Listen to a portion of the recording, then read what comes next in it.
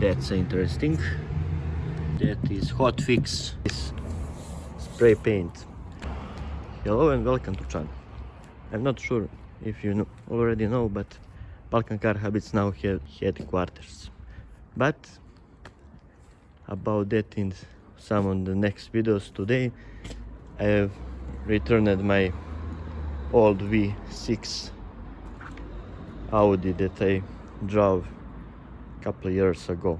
I'm going to show you how it looks today and what we should rebuild and fix on him. So unfortunately I'm going to repaint him completely. This spray paint. Headlights must be opened. About engine, the major things about engine are fixed already, which is a good thing, but I'm losing steering wheel oil, so I must see what's going on.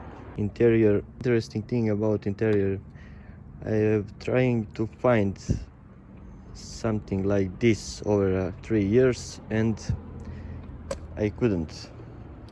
It's S-line, but steering wheel is not his, because this is a Audi A4 B6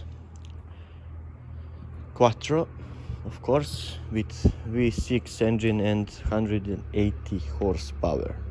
This video is about how lucky I am to find exactly the same car, but needs to be rebuilded. That is hot fix. Really hot fix.